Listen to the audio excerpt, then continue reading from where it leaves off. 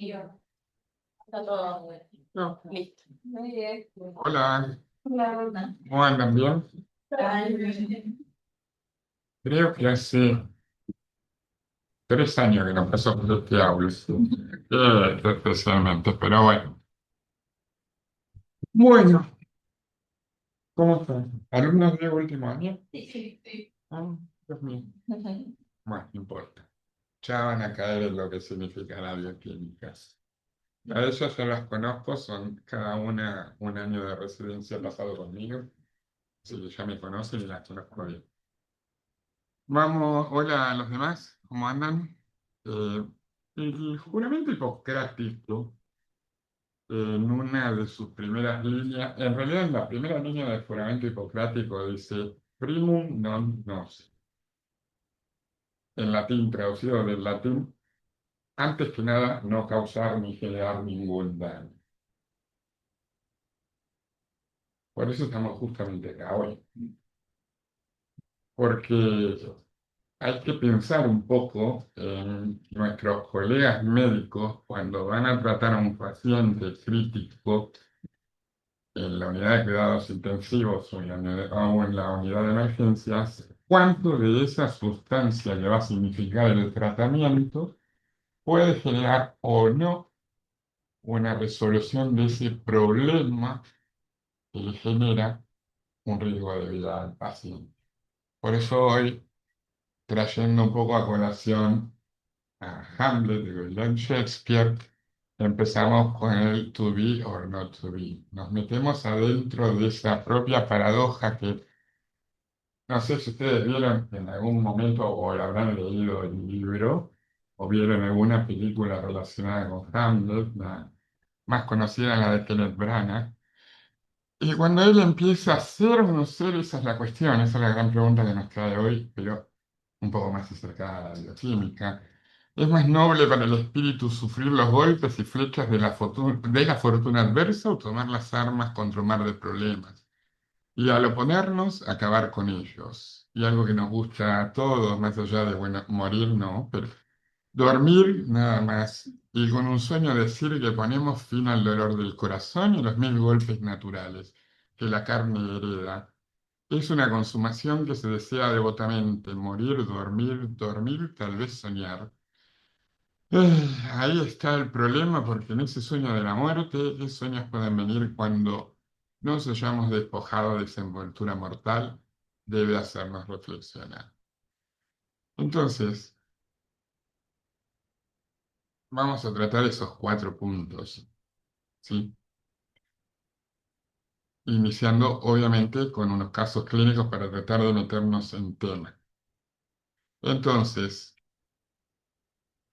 to be or not to be, primum non nocere, o como quieran ustedes llamarlo. ¿Puede el tratamiento con bicarbonato de sodio empeorar la acidosis donde más importa?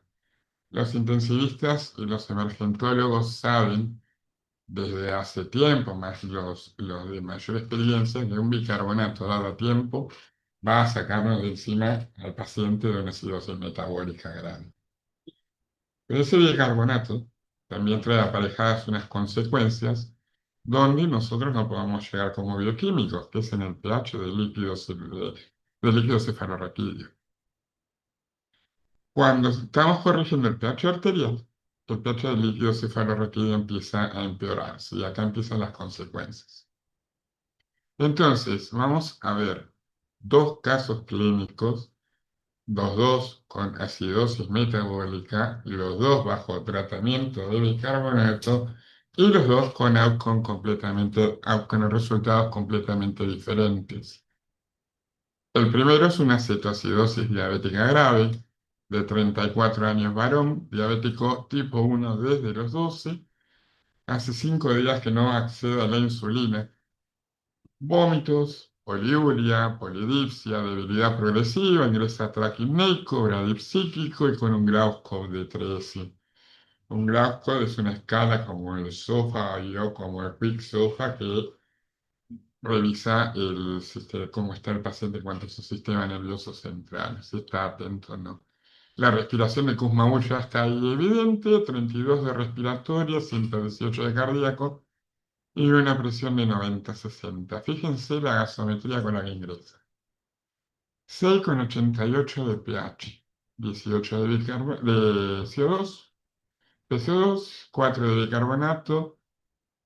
Sabemos, y después al final vamos a ver un poco más en atención, sabemos que frente a una acidosis metabólica hay que ponerle el nombre y apellido, buscamos el anion gap, de 38 con un lactato de 3 y una glucosa 3,2 y 6,40. Entonces, recibe esos resultados de parte nuestra y el médico dice, bueno, administremos bicarbonato, así como dice el librito. 1 mg kilo intravenoso y el pH arterial en 90 minutos recién, desde la llegada del paciente, responde y sube a 7,12. Entonces, a medida que vayamos evolucionando, se nos van a sumar diferentes preguntas al Ateneo de hoy. ¿Qué pasó con el LCR y cuál es la función neurológica durante esa aparente mejoría? Y yo nunca me presenté, que es lo más divertido del asunto. Ustedes, ellos ya me conocen, ustedes no, soy Diego Rosselló, uno de los bioquímicos supervisores de medio interno y emergencias de orina, junto con la doctora Rodríguez. Ella sí los ve a ustedes más que yo. Y el resto que está del otro lado ya me conoce. Fíjense cómo a los 90 minutos post infusión de bicarbonato, el pH mejora, el bicarbonato también, pero fíjense en algo, la PCO2 de 18 pasa a 28. Ese bicarbonato está siguiendo la ecuación clásica que nos enseñaron a todos en la facultad. Se está transformando en CO2. Por ende, la PCO2 levanta.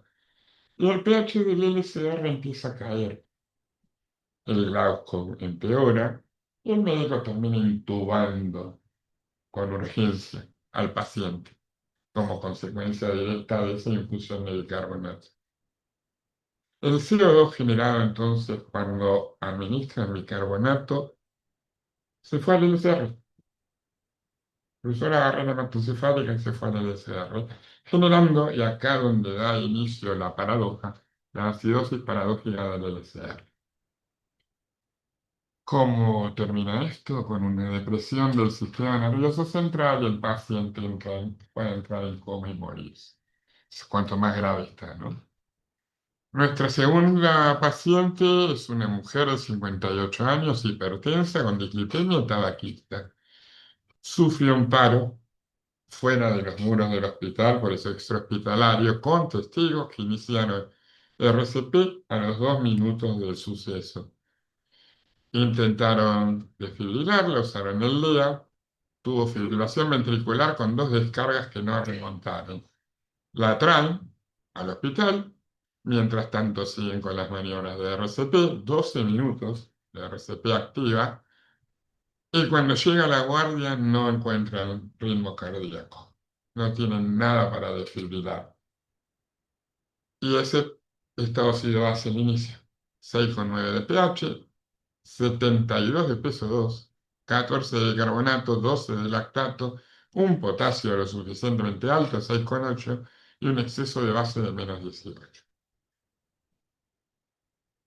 O sea, esta paciente, como estaba y como ingresó, ¿hay algo que le llame la atención ahí, a diferencia del paciente con cetoacidosis? El lactato propio de esta situación, pero estamos, el exceso de base también es propio de la acidosis metabólica, PCO2, bien. ¿Eh? No, Vale, ¿qué? Porque no respira. No, le está costando respirar. Le está costando respirar. Está sostenida con RCP. Le está costando respirar. Entonces empieza a guardarse todo ese CO2 que no puede intercambiar.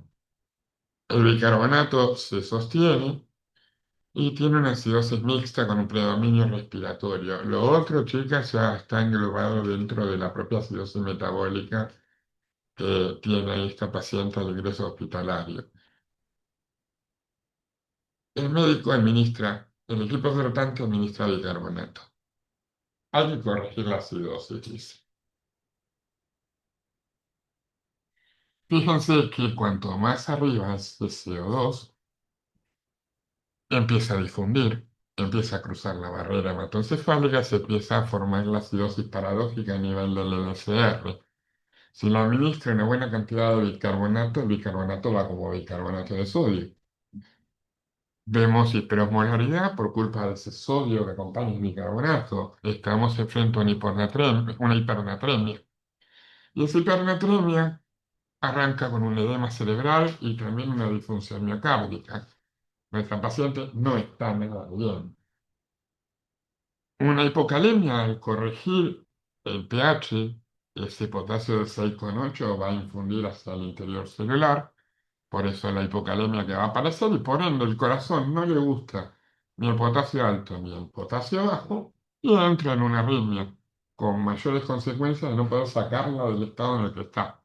La hipocalcemia funcional está presente porque más calcio se une a la albúmina, entonces disminuye nuestro calcio iónico, la contractilidad miocárdica disminuye, no le da el suficiente oxígeno que necesita, porque se lo queda todo de la hemoglobina, y de nuevo, la paradoja a nivel del LCR está cada vez muchísimo más presente. Por eso, viendo todo esto, las guías, cuando la gente se sienta a escribir guías como esta de la AJA en el 2023, se sienta a pensar todo esto y dice, no le demos más bicarbonato al paciente en paro cardíaco, porque estamos empeorando muchísimo la situación.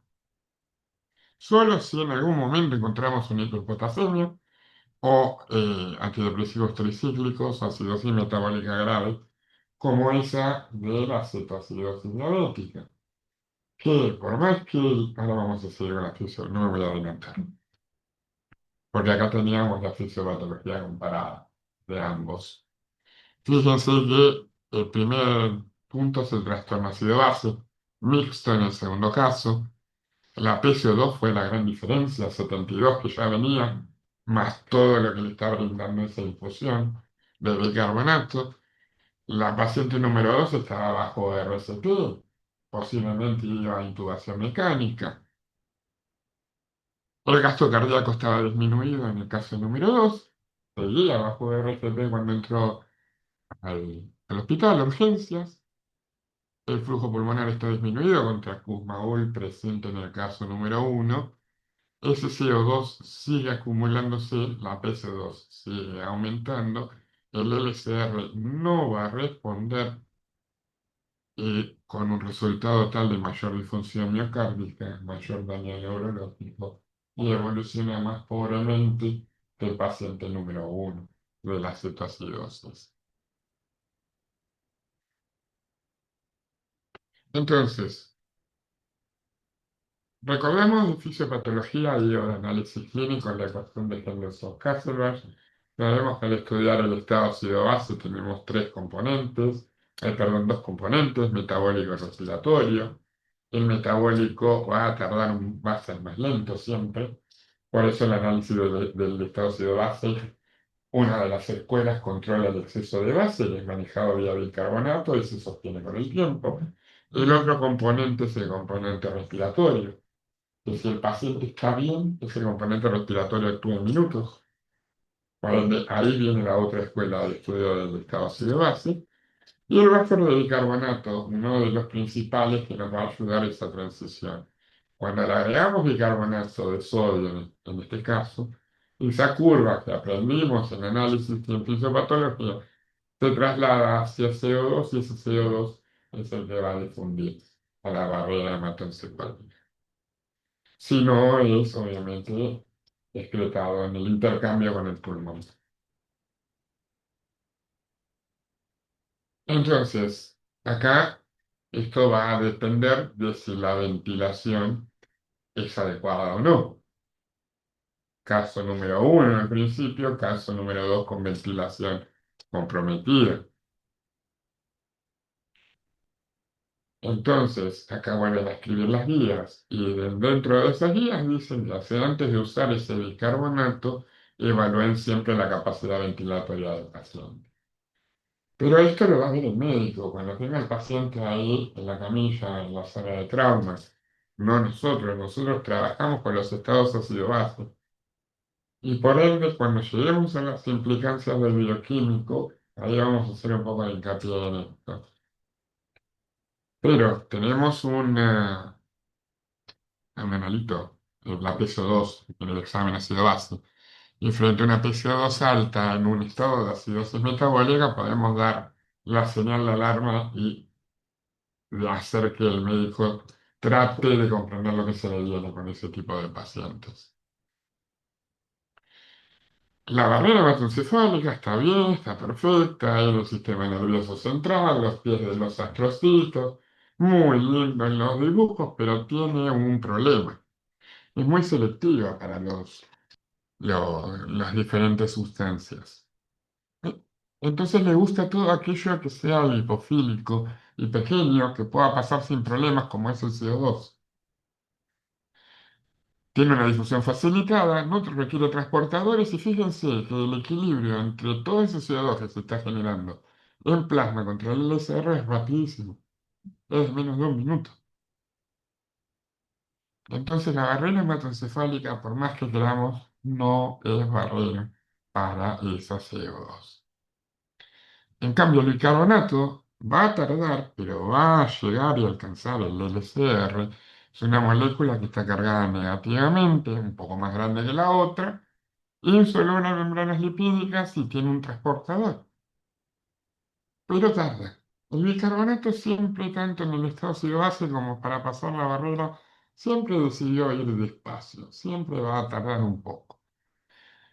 Hay transportadores en plexos coroideos selectivos y la barrera hematoencefálica dice, te voy a dejar pasar cuando veamos que sea necesario. Esto, presentado acá, es el fundamento del porqué de la paradoja del LCR.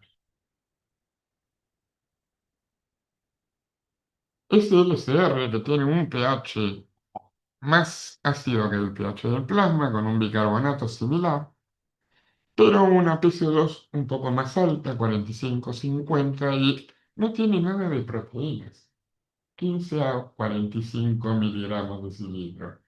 Entonces, lo único que le queda para generar ese poder buffer es ese bicarbonato, ese CO2 que puede atravesarlo.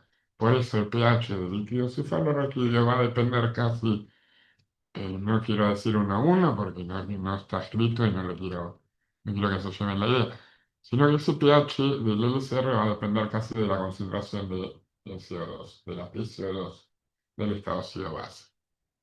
Y además, allá adentro en el sistema nervioso central, tenemos el centro respiratorio del tronco cefálico.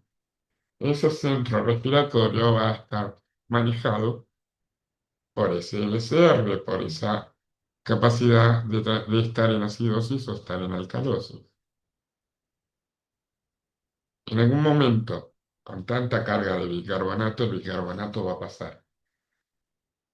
Y ese bicarbonato va a alcalinizar el LCR.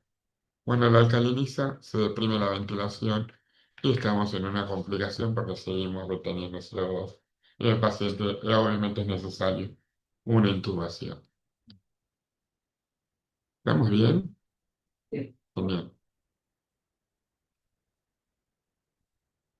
El resto no sé qué está diciendo del otro lado, pero bueno, están allá en sus secciones.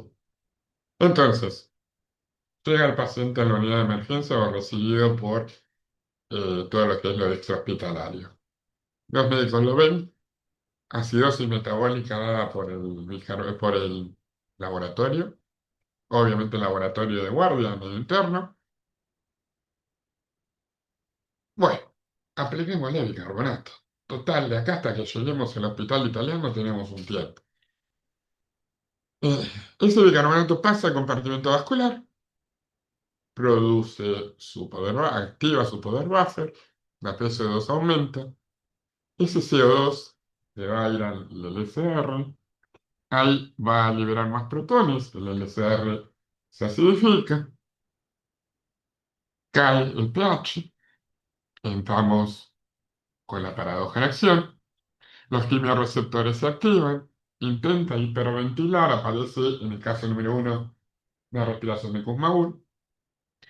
Si no hay suficiente ventilación, ese CO2 no se va a eliminar, el problema persiste, generando depresión del sistema nervioso central, un deterioro hemodinámico complejo, corazón no responde, cerebro no responde, pulmones no responde, el paciente entra en unas vueltas que van a terminar en un óbito, lamentablemente para él.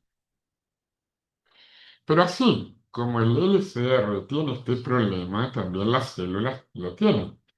Nosotros llegamos a todo lo que es el extracelular con los análisis en sangre. Plasma, suero, plasma con heparina, jeringas heparinizadas, todo lo que aprendimos. Pero a nivel intracelular también pasan cosas. El CO2, así como pasa la barrera hematoencefálica, también puede pasar la barrera de la célula. Entonces ingresa. Forma bicarbonato, aumenta el pH a nivel intracelular. ¿Está bien lo que dije? Si suben los protones, aumenta el pH. Entonces, muy bien. Están atentos. Me encanta. Si el pH intracelular está disminuido, en proceso de, esa célula no puede funcionar. Para eso tiene un pH establecido. Todo lo que es las enzimas empiezan a fallar, la contractilidad disminuye a nivel miocárdico preferentemente, se abren canales de potasio dependientes de ATP y la apoptosis empieza a aparecer. La célula se muere. Generalmente se ve en el shock refractario a tratamiento, esta disfunción orgánica. Entonces, de nuevo, estamos en una paradoja. Nosotros estamos informando un pH que se está corrigiendo, pero la célula está entrando en apoptosis. ¿Cómo sabemos eso? El clínico ve el deterioro del paciente progresivo. Nosotros estamos informando que la situación va mejorando, pero a expensas de esa alteración intracelular. Entonces acá aparece de nuevo la disociación intra y extracelular, otra vez esta misma paradoja de siempre. Mientras tanto, nuestro paciente está en la mesada, está en la camilla de trauma todavía. No saben qué van a hacer. Y uno, un residente de primero, segundo, los dos residentes de bioquímica de primero y de segundo están hoy acá con nosotros, llaman al médico y le dicen, fíjense que está pasando esto. Entonces dice, bueno, tratemos de que ese sistema nervioso no colapse. Súbanlo a intubación y traten de que podamos sacar todo esa PCO2 que está establecida. Porque si no, vamos a dejar todo el trabajo del LCR y el paciente a entrar en una Kussmaul, como el primer caso, o va a sufrir de apneas, y la frecuencia respiratoria y el volumen corriente van a bajar y la ventilación mecánica la va a necesitar, sí o sí.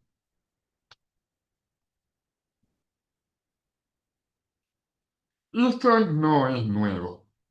Recuerdan que al principio les dije que el librito decía tratar la acidosis con el bicarbonato. Esto empezó ya por el 1967 en una publicación que está disponible, escaneada obviamente en PubMed, de Posner y Plum, del New England Journal of Medicine, donde ahí se hizo la primera descripción sistemática de la paradoja del LCR.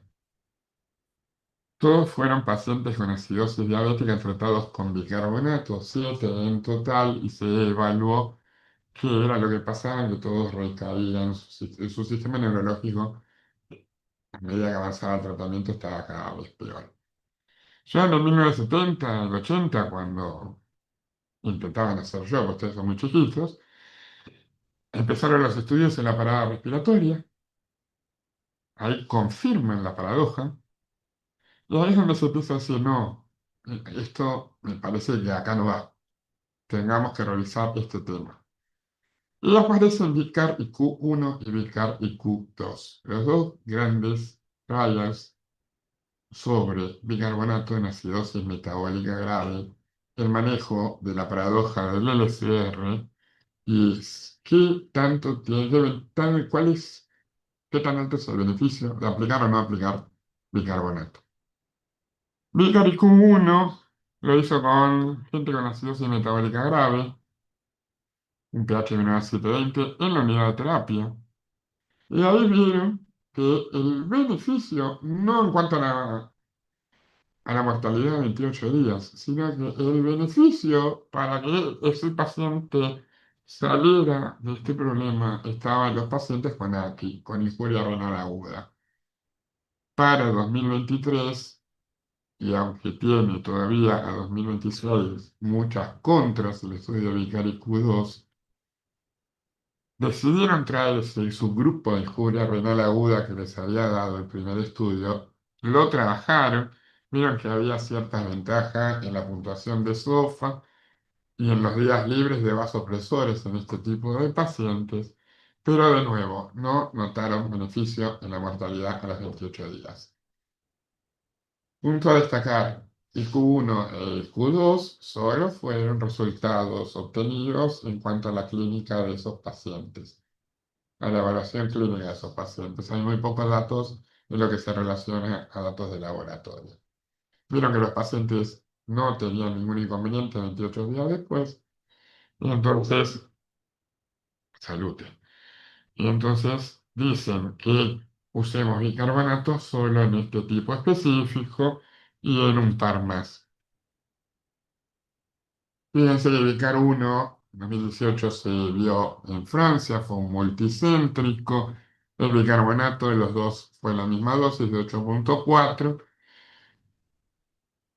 Encontraron disfunción orgánica y mortalidad, pero no había diferencias significativas. Y no tuvieron que entrar a diálisis los pacientes de aquí en ese Vicar 1. Por lo que dijeron, bueno, ¿saben qué? No lo usen. Pasaron por todas las UTI del mundo y dijeron, señores, no lo usen, pero no lograron encontrar la medición para la acidosis paradójica. Vicar 2, también un multicéntrico, fue el seguimiento de ese subgrupo que sale de Vicar 1.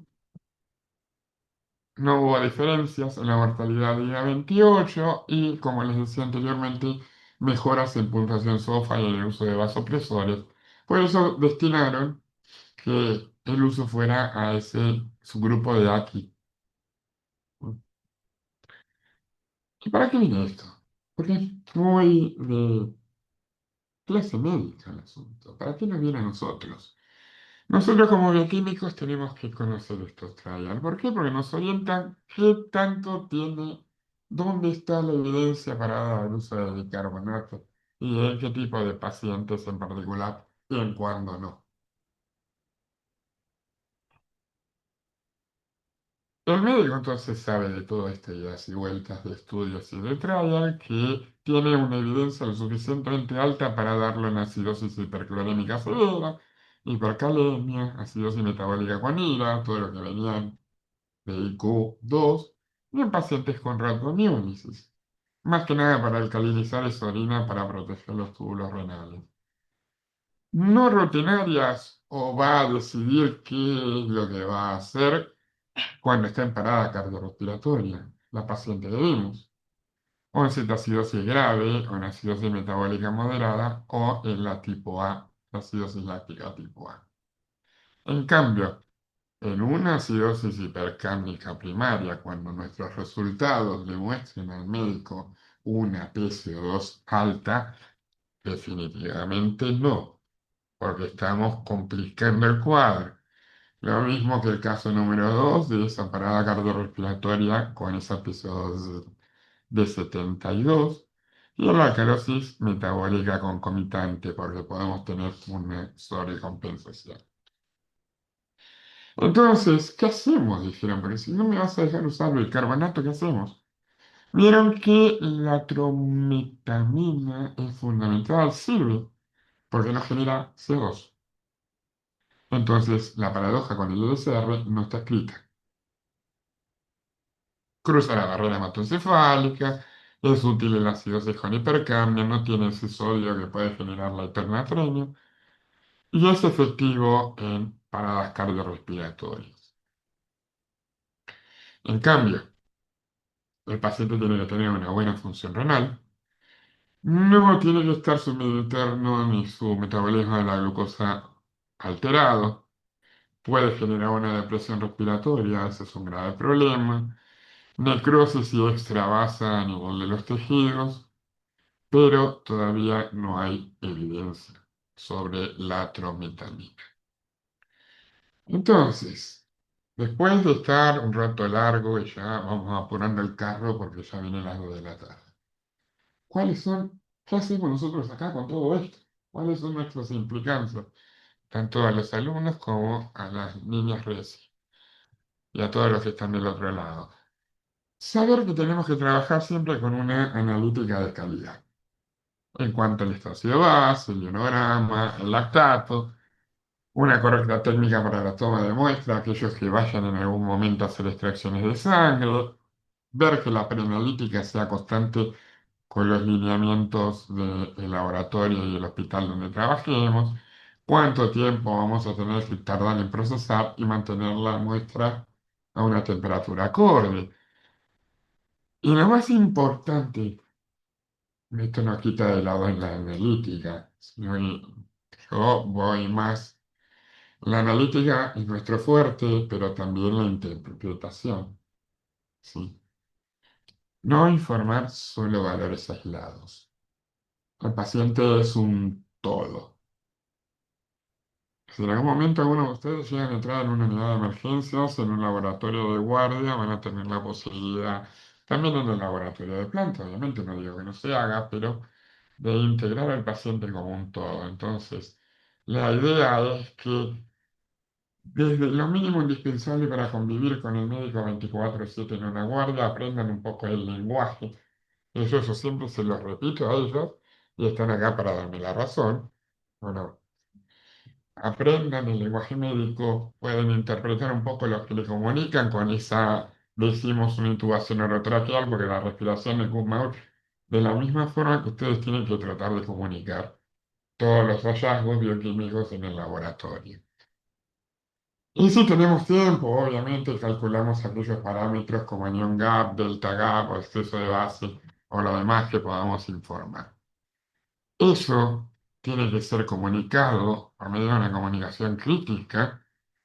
Sí, vamos a informar valores críticos con todo lo que significa el protocolo de valores críticos, más que nada hacerle entender al médico que nos repita la información y trabajar bajo el contexto clínico de ese paciente. Eso es fundamental que aprendan, más allá de las técnicas y todo lo demás. Y obviamente estar alerta por si surge alguna cosa relacionada con la paradoja del LCR. Estos 6 pasos están disponibles en cualquier lugar que todos ustedes quieran leer. En el mundo hay 2 escuelas de entendimiento, de comprensión del estado ciudadano. La escuela de Boston y la escuela de Dinamarca. Sigan Andersen y todos los chicos de Boston. En resumidas cuentas, y hay una tercera que es Stuart, que habla un poco más de físico-química, pero físico-química de nosotros de la facultad nos aburre. Entonces, la de Gillian Anderson trabaja más con el exceso de base de bicarbonato, y la de Boston trabaja más con la fisiología y la fisiopatología. Siguiendo estos 4 pasos, ambos llegan a lo mismo, tratar de evaluar ese estado ácido-base de ese paciente en particular. Entonces, como digo siempre a los alumnos, como le digo a las residentes también, lo primero que hay que hacer es acidosis o alcalosis, ponerle un nombre, después encontrarle el apellido, respiratoria, metabólica. Estas reglas, de nuevo, están escritas en todas partes, en mayor o menor medida están escritas. Compensa, pero sin entender que una situación asociada es una compensación. Son 2 cosas completamente diferentes. Calcular el anion gap si tiene un segundo apellido y es acidosis metabólica con anion gap aumentado normal. Verificar el delta anion gap Y ahí integrar el resto de los análisis que nos da el multiparamétrico. Y mientras seguimos haciendo todos estos cálculos, la función renal química nos la va a otorgar. Y ahí englobamos como un todo. Obviamente, a medida que todos ustedes vayan creciendo en su profesión, esto va a salir más rápido y se va a casi a mecanizar, porque sabemos que un estado ácido base no puede tardar más allá de, dependiendo del lugar donde trabajen, de 2 minutos a 10 minutos. Eso ya es donde el lugar donde ustedes trabajen. Y si nos ponemos a hacer todo esto, generalmente está todo puesto en el multiparamétrico, y si ustedes extienden el informe y lo imprimen, esto ya está, y lo pueden analizar. Pero tenemos que tener señales de alarma frente a lo que nos trajo acá hoy, que es la acidosis paradójica. Ver que el pH mejora, pero la PCO2 sigue subiendo.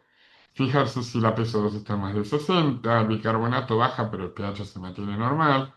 El delta gap mayor, delta bicarbonato, perdón, mayor a 20. Delta anión gap con delta bicarbonato, ¿sí? Mayor a 2.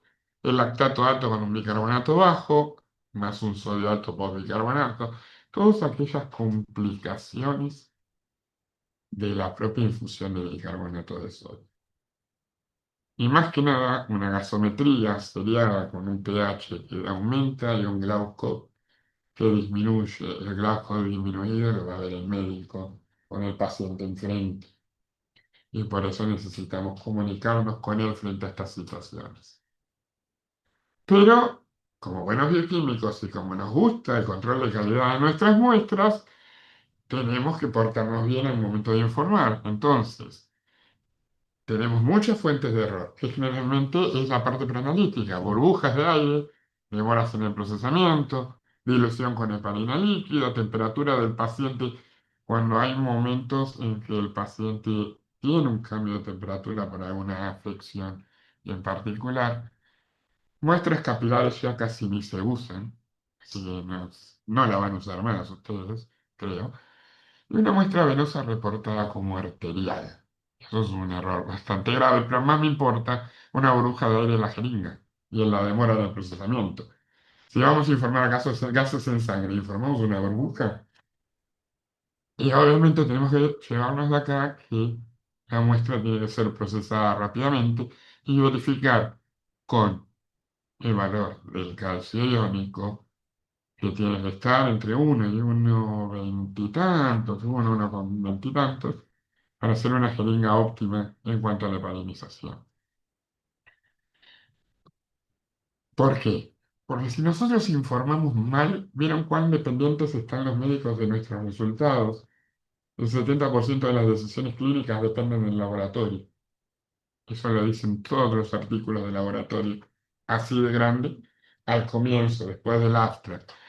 Entonces, si nosotros informamos mal, el médico, con la locura que tiene del paciente, le puso el bicarbonato, el paciente no responde, va a seguir nuestros resultados y va a ir por un camino que no le corresponde tomar al paciente. Y mantenernos constantes en esto que les decía hace un momento, de llamar, hacerse responsable de los resultados, llamar al médico que está atendiendo, si los puede responder, si no a sus colegas, comunicar esos resultados, generar este RIPA, que es el ida y vuelta para saber si supo qué es lo que le estoy leyendo, y dentro del propio lugar donde trabajan, registrar todas estas situaciones. Quién llamó, dónde se llamó y quién atendió. Como por ejemplo, llamando al doctor Rodríguez, que le vamos a informar en esta base post-bicarbonato del paciente. No me gusta que el paciente tenga un número. El paciente tiene un nombre y apellido. pH de 7,19 mejoró a 7,30, pero la PCO2 sigue subiendo. Doctor Rodríguez, ¿cómo está el glauco? El paciente está somnoliento, está despierto. Fíjese que pueda pasar alguna situación. Y no viene mal, ¿eh? Es mucha ayuda para el médico. Entonces, nuestra paradoja va a correr en el tiempo.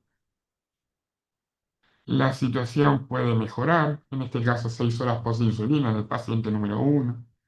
Fíjense cómo la PCO2 retomó valores normales casi, el bicarbonato está en 19 y la resolución fue gradual. Le llevó al médico 6 horas post insulina.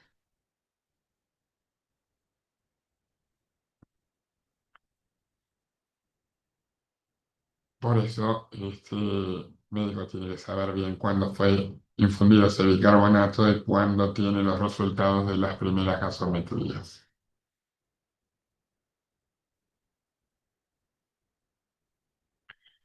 Entonces, y creo que ya estamos terminando, ya vamos, José.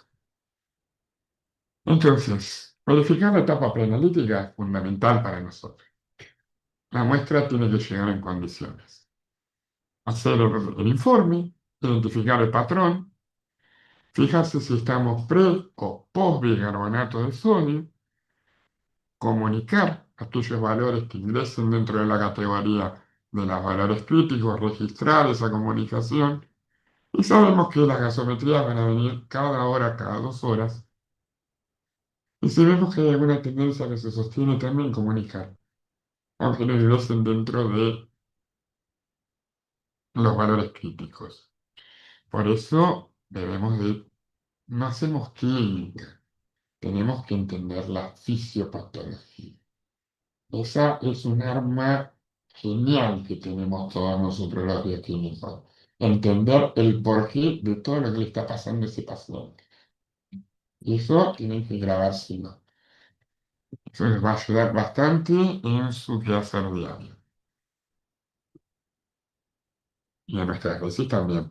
Porque después se me pone celosa y no me hablan en toda la tarde. Y van a ver qué va a pasar.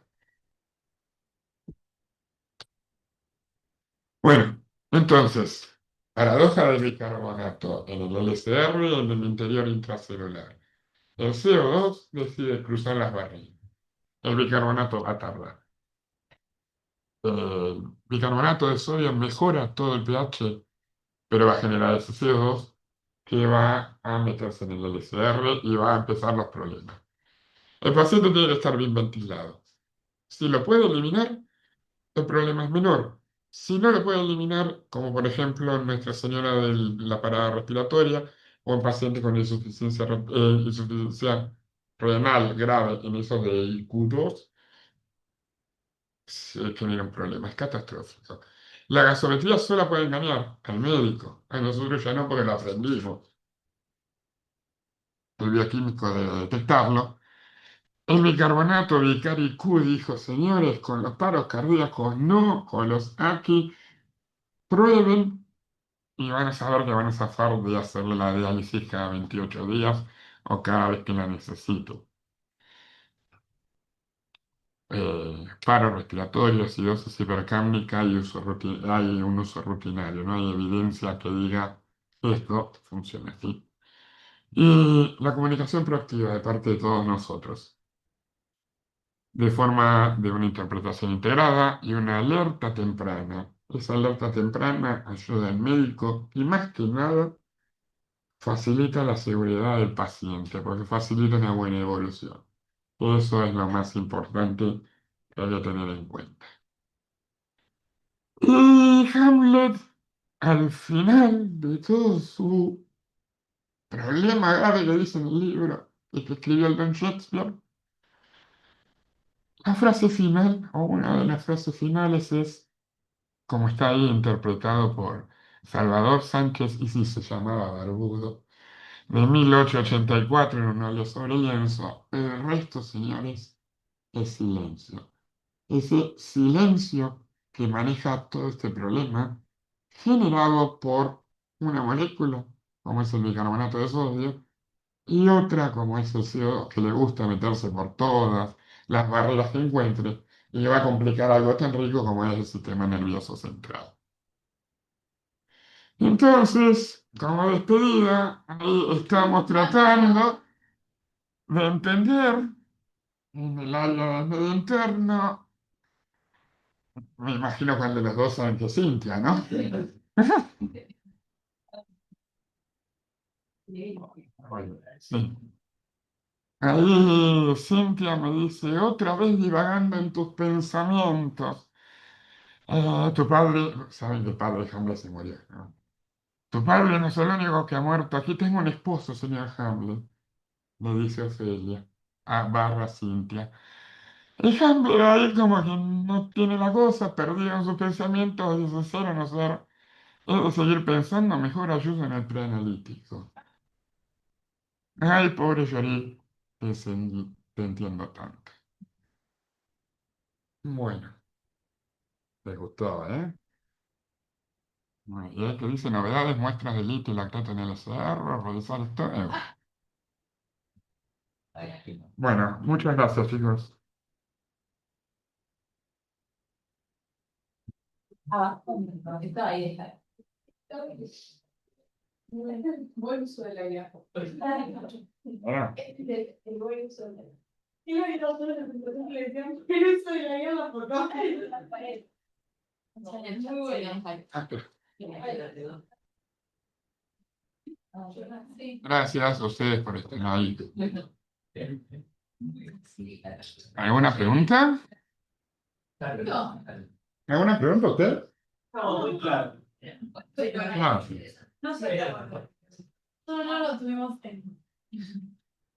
Y eso pasa muy seguido en la guardia con los pacientes de UTI. Una duda, si el paciente, por ejemplo, viene en ambulancia, la que llega al hospital, en el trayecto le aplican bicarbonato. El problema acá, ¿sabes cuál es? Me voy a hacer crítico en esto. El problema es que nuestro conocimiento no se queda en el título de la facultad. ¿Sí? Hay que seguir leyendo.